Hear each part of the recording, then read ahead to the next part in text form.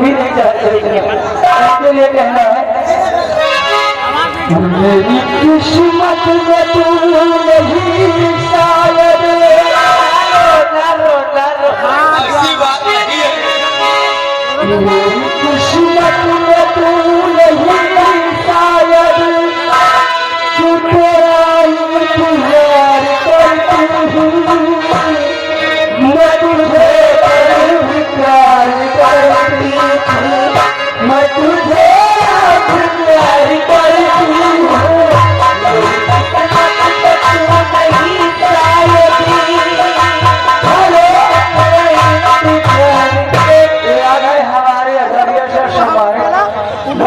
हूँ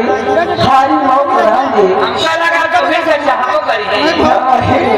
साजनी के तेजने का चाहे ना बोले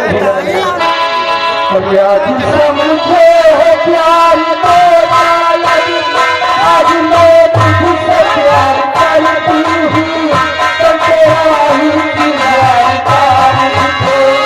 आज मैं प्यार करती हूँ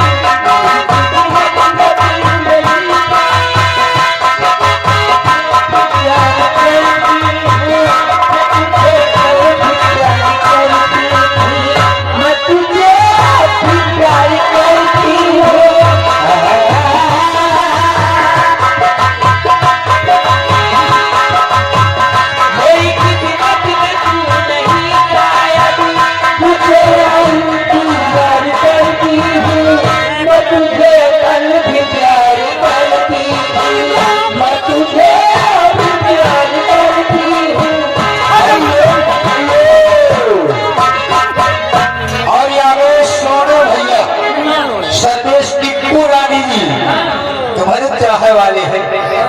सोनू भैया एकदम पीछे खड़े हैं भाई तुम्हारे लिए 50 रुपया स्पेशल इनाम दे रहे हैं कोई गीत लगा दीजिए आप लगा दीजिए हेलो अरे बात हर कर छप्पा छप्पा छप्पा छप्पा तो हर कर लपा लपा लपा लपा